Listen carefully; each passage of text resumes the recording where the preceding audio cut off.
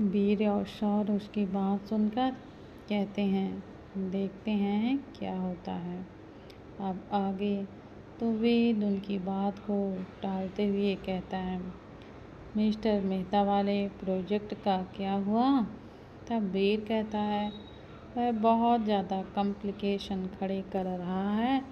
वह चाहता है कि हम कम दाम में उसका काम ज़्यादा अच्छे से हो जाए। भाई पैसा देगा तभी तो अच्छे से होगा ना काम। ऐसे तो है नहीं कि हम अपना पैसा उसमें लगा दें। वेद कहता है, उसके साथ मीटिंग फिक्स करो।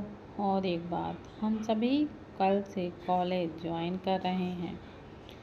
वीर और शौर उसकी तरफ देखते हैं तो वेद कहता है, और हाँ, हम लोग कॉलेज ज्वाइन कर रहे हैं, यू गॉट इट। उन सबको भी कह देना।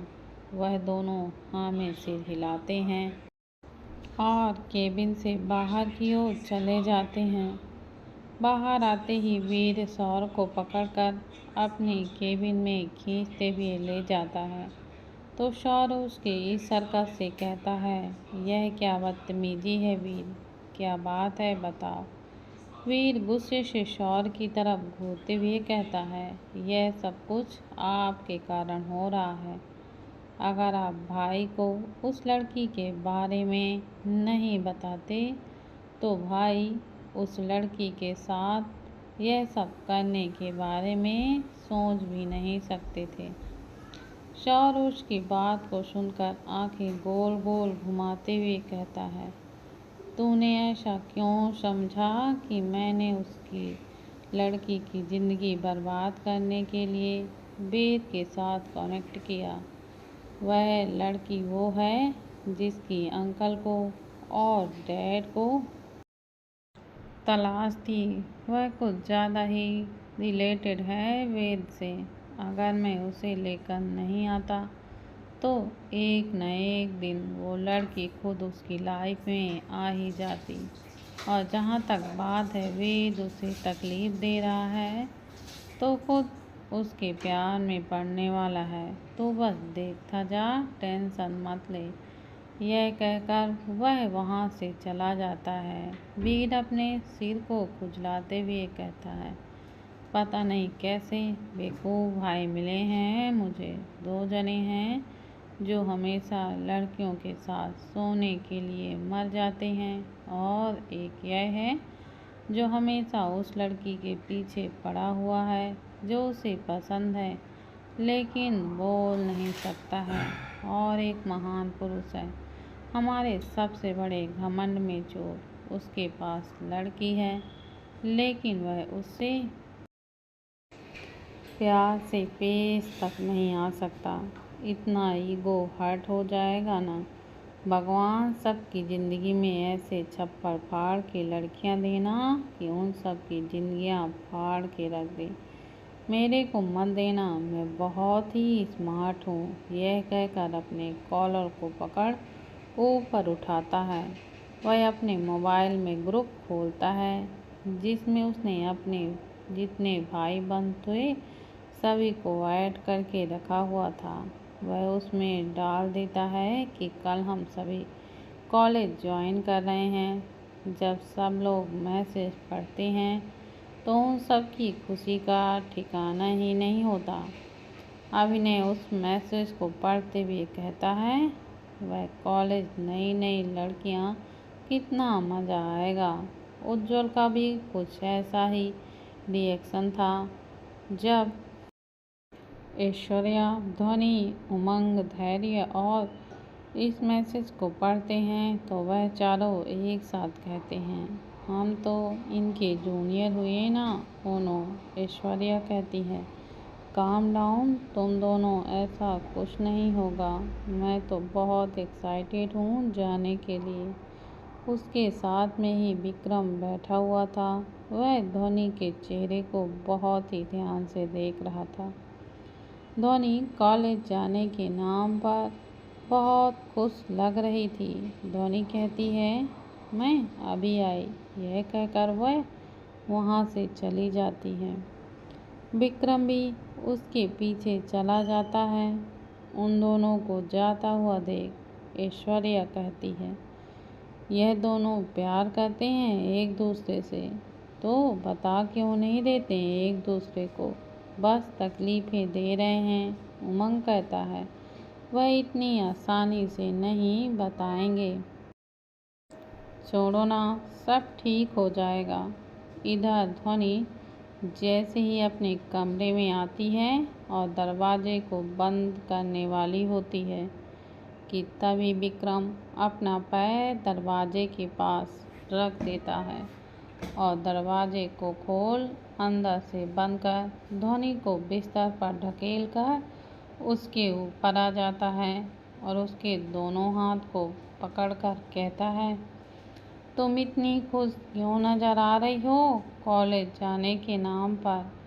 ध्वनि उसकी आंखों में देख कर कहती है, अरे मैं अपनी आगे की पढ़ाई कंप्लीट कर पाऊंगी तो खुश क्यों नहीं रहूं, और तुम्हें दिक्कत क्या है। मैंने कहा था ना तुमसे मेरे पास मत आया करो, मुझे चिपकने वाले लोग बिल्कुल भी पसंद नहीं हैं, दूर रहा करो मुझसे। यह कहकर वह उसे धक्का देने की कोशिश करती है। विक्रम उसे और कस के पकड़ते हुए कहता है, मुझे कोई दिक्कत नहीं है कि तुम आगे की पढ़ाई कर रही हो और कॉलेज जा रही हो, बस मैं यह चीज़ बर्दाश्त नहीं करूँगा कि तुम वहाँ पर कोई नए लड़के के साथ दोस्ती करो और उसे अपना दोस्त बनाओ या फिर किसी के ऊपर भरोसा करो, समझी।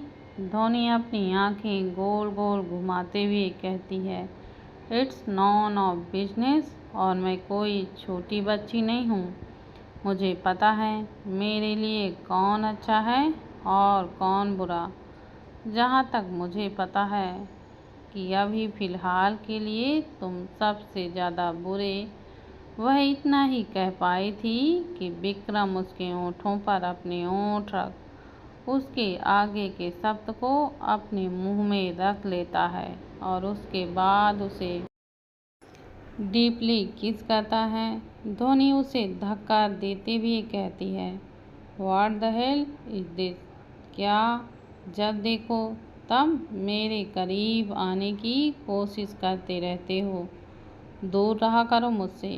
विक्रम उसके गले पर किस करते हुए कहता है, अगर तुमने किसी और के पास जाने की कोशिश की या फिर कोई तुम्हारे पास आने की कोशिश करा तो मैं उसे जान से मार दूंगा। यू नो ना, I am psycho about it.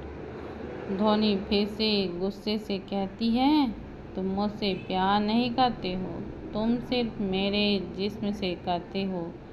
जिस दिन आत्मा से प्यार करोगे ना, उस दिन अगर मैं बदसूरत भी होती तब भी तुम्हें मैं खूबसूरत ही लगती। मैं खूबसूरत अगर नहीं होती तो तुम कभी मुझे देखते भी नहीं। घटिया सोच के घटिया इंसान।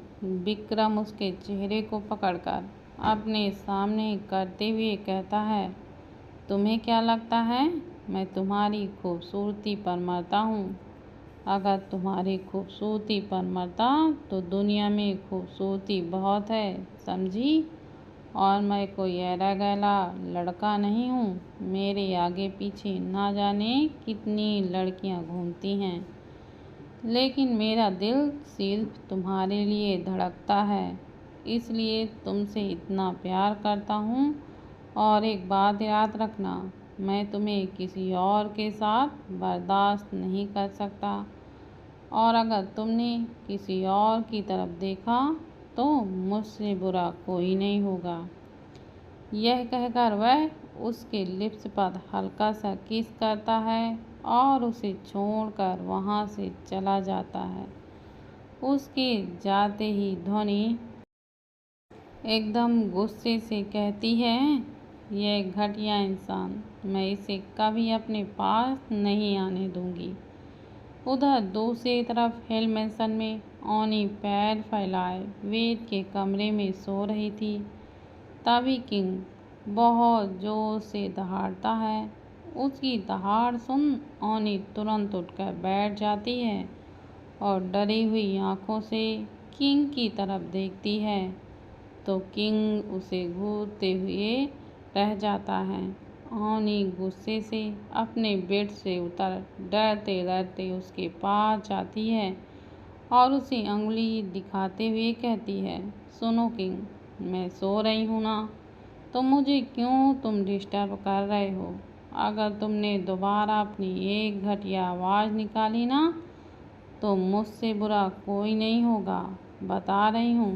फिर वह फ्रूट बास्केट के पास रखे चाकू को उठाकर किंग के सामने करते हुए कहती है, अगर दोबारा से तुमने चिल्लाया ना, तो मैं तुम्हारे गले में इसे घुसा दूंगी। किंग उसे इतने गुस्से में देखकर अपने कदम पीछे कर लेता है। भले ही जानवर था, इंसान भी तो था। डर था उसे भी तो लगता था। किंग को वैसे पीछे जाता देख ओनी मुस्कुराती है और कहता है, गुड बॉय। तभी टेला आ जाती है और ओनी के हाथ से चाकू लेते हुए कहती है, अरे बीडू, यह क्या कर रही हो तुम? अगर बॉस को पता चल गया ना, तो बता रही हूँ, तुमको कोई नहीं बचा सकता। और तू पीली आँख वाला जंगली अपने चोंगे जैसी आवाज़ में दहाड़ता रहता है, निकल यहाँ से। किंग उसे घूर कर देखता है और गुर्राते हुए वहाँ से चला जाता है। उसके जाते ही टेला अपने हाथ में पकड़े हुए चॉकलेट को ओनी को देते हुए कहती है, यह लो। ओनी उस चॉकलेट को देखते हुए कहती है, मुझे यह चॉकलेट बिल्कुल भी पसंद नहीं है, मुझे डार्क चॉकलेट पसंद है। टेला कहती है, लेकिन सॉरी, वह बॉस का है, क्योंकि बॉस को भी डार्क चॉकलेट पसंद है। उसकी बात सुनकर ओनी चिल्ला चिल्ला कर रोते हुए कहती है, मुझे नहीं पता, मेरे लिए डार्क चॉकलेट लेकर आओ, वरना मुझसे बुरा कोई नहीं होगा। और मैं कुछ नहीं खाऊंगी, कुछ नहीं पीऊंगी, तुम्हारा बॉस जाने। वह गधा कहीं का जब देखो तब मुझे परेशान ही करता रहता है। उसकी आंखों से आंसू निकलने लगते हैं। उसके ऐसे बिहेवियर को देखकर टेला घबरा जाती है और कहती है, कम डाउन, मैं लेकर आ रही हूँ, चिल्लाना बंद करो। उसकी बात सुनकर ओनी चुप हो जाती है और छोटे बच्चे की तरह कूदते हुए कहती है, तुम बहुत अच्छी हो टेला, कहकर उसके गाल को खींचती है और उसे किस कर लेती है। टेला को बहुत बुरी तरीके से खांसी आ जाती है और वह ओनी को दूर करते हुए कहती है, सॉरी, बट यह किसी और का है, इसलिए। ओनी अपनी आंखों में चमक लिए कहती है, क्या तुम रिलेशनशिप में हो? वह लड़का कौन है? कैसा दिखता है? अच्छा है कि नहीं, या फिर तुम्हारे बॉस की तरह तो नहीं है? टेला हंसते हुए कहती है, ऐसा कुछ नहीं है, वह बहुत अच्छा है। ओनी उसकी बात सुनकर चैन की सांस लेती है। तभी उन्हें कुछ गिरने की आवाज़ें सुनाई देती हैं।